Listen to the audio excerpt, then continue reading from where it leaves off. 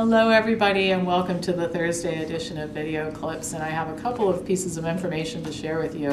One is this ongoing, it's in reference to this ongoing discussion with the FDA proposed rules changed rules I should say, for food labels. And staff at the FDA and all kinds of nutrition experts are very busy discussing all these changes that might happen with food labels. And first of all, I want to say I think it's an exercise in futility. There is not a single idea under consideration that, in my opinion, is going to make a darn bit of difference in public health. In fact, most of it will perpetuate the nutritional confusion and the misdirected focus on individual nutrients. Now, one example, and the subject of this little talk today, is the FDA is planning to add vitamin D to food labels on the nutrition facts panel.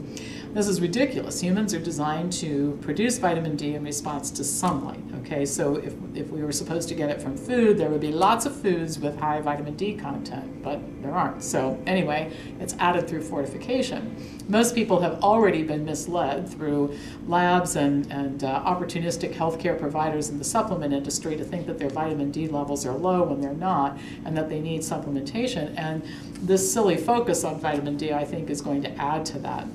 Marlyn Nestle PhD agrees with me. She says it's likely that the reason that this is even being considered is pressure from the industry that has become vitamin D. It's a multi-billion-dollar industry right now. She also reminds everybody that it doesn't take very much sun exposure to make sure that you have high levels of vitamin D. For example, 15 to 20 minutes in the sun is the equivalent of taking in 20,000 international units orally. Now, taking vitamin D orally is not the same as getting it through production due to sunlight. Oral ingestion bypasses the body's regulatory mechanisms, which determine how much is needed at a given point in time and how much will be stored. If vitamin D does end up on food labels, manufacturers will start fortifying more food with it.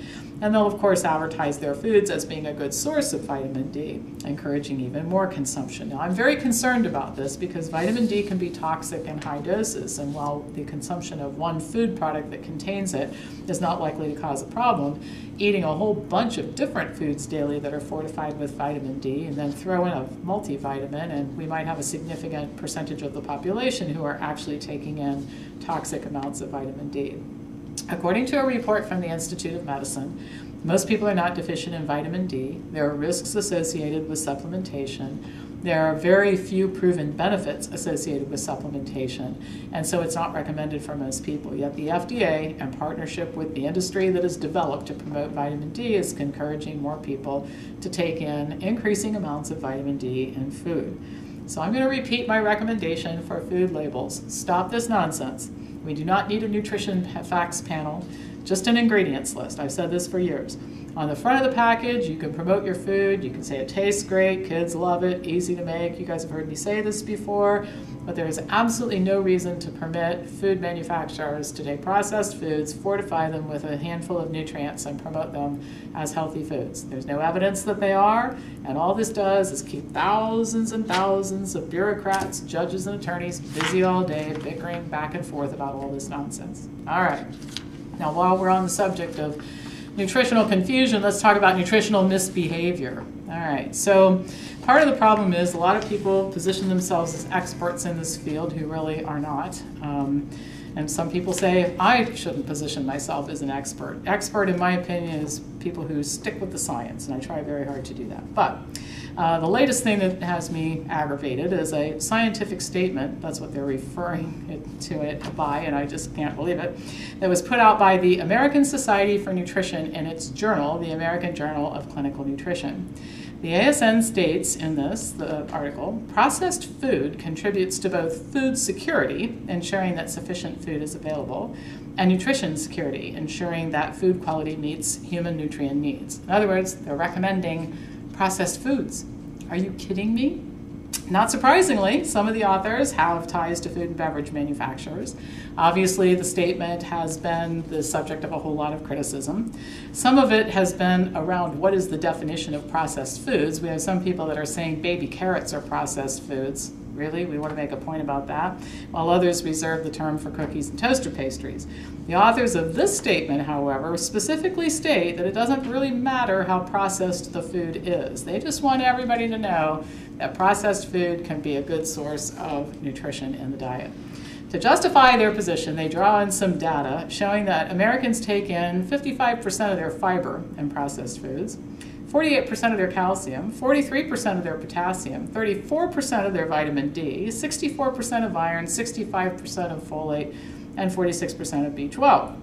Now, to me, that's more a statement about how bad the American diet is, not a recommendation to eat more processed food, for crying out loud. Now, Connie Weaver, one of the authors of this article, says, quote, "Don't equate processed food with junk food." Oh, of course not. Pay attention to the nutrient density and look for processed foods that start with whole foods, a fruit, a vegetable, or milk, that are likely to have quite a few nutrients versus those that start with sugar and maybe add some fat. A great statement for somebody who's virtually paid to make it. Dr. Weaver and her university have received research grants for the Dairy Research Institute, Nestle, and Tate and Lyle.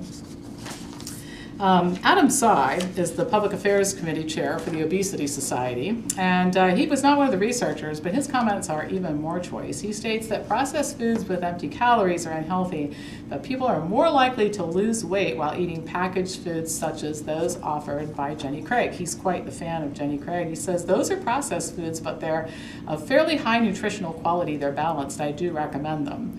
Well, the first thing is I checked the Obesity Society's website, and surprise, they're funded by food and drug manufacturers. And the second thing, has anybody that's watching this looked at the food labels on Jenny Craig's products? I don't think that there's much worse that you could probably live on out there in terms of processed foods. Now, the ASN says that, quote, "Nutrition and food science professionals, the food industry, and other stakeholders can help to improve the diets of Americans by providing a nutritious food supply that is safe, enjoyable, affordable, and sustainable, by communicating effectively and accurately with each other, and by working together to improve the overall knowledge of consumers, and, of course, my addendum, to promote and support the sale of processed foods." So the unfortunate part about this, it's more good news about bad habits. I mean, if you're eating cookies and toaster pastries and you want somebody to tell you that because the flours fortify with folic acid, it's good for you, you got some people telling you that now, you know, so there are people that will latch on to this statement. But I would just love to see organizations like this become completely disenfranchised and marginalized because of their stupid statements. And I used to try to be more politically correct, and I'm over it. Let's just call it what it is. Stupid, ridiculous, misinformed statements, all right? So maybe if they keep going this direction, it'll be apparent to everybody how stupid, ridiculous, and misinformed these people are. All right, well, that's the end of my rant for today.